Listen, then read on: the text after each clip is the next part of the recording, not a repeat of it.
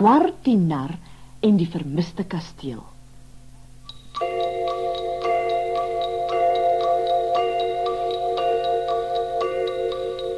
Gwar die nar woon in speelgoedland, in 'n ou kasteel. Eendag stap hy huis toe na hy by sy ou vriende, die skaakmanne, gaan kuier het. Soos gewoonlik is hy baie in gedagte. Hy kyk nie eintlik waar hy loop nie. Blonk! Skielik tref 'n harde plat voorwerp hom pynlik teen die neus.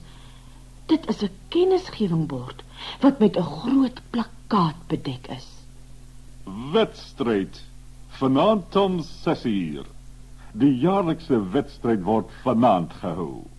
Die eienaar van die best versorgde huis sal 'n prys van R10 ontvang. Amptelike beoordelaar Hendrik Hanswors. Genigtig, dink Gwar.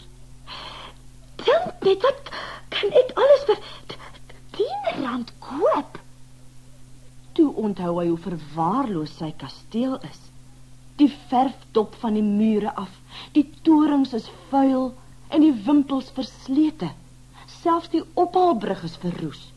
Daar is soveel te doen. Ek sal moet gou maak, mompel Gwar en haas om huis toe. Maar 'n onaangename verrassing wag vir hom.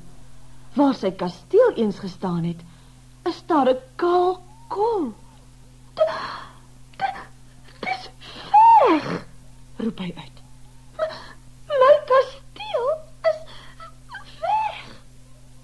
Gwar gaan sit op die koue vloer van die solder.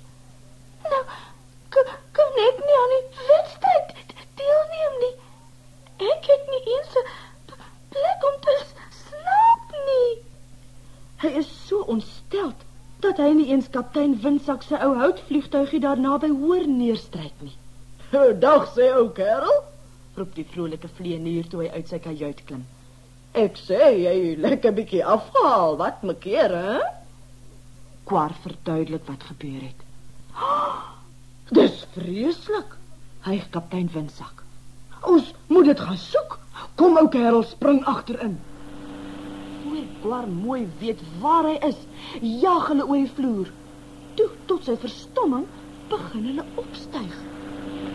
Toe Gwar afkyk, sien hy die ander speelgoed al kleiner en kleiner word, na mate die vliegtuig hoër in die lug klim. Lekker, né? Skree die vlieënier terwyl hy nog steiler begin opstyg. Gwar begin 'n bietjie naar voel. Om te vlieg is vir hom 'n volkome nuwe ondervinding. En hy's doodbang. Hulle vlieg so skrikwekkend vinnig, om voorwerpe, oor voorwerpe, soms byna in voorwerpe vas. Maar daar is geen teken van die kasteel nie. Kan ons nie 'n oombliekie stil hou? Kreun Gwar. Ek voel 'n bietjie duiselig. Maar kaptein Windsak hoor hom nie. Dit lyk trouens of hulle al vinniger vlieg. En voor Gwar nog 'n woord kan sê, skiet hulle by 'n oop venster uit.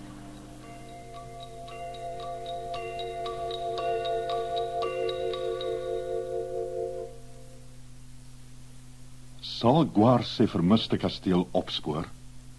Die antwoord hoor ons in deel 7.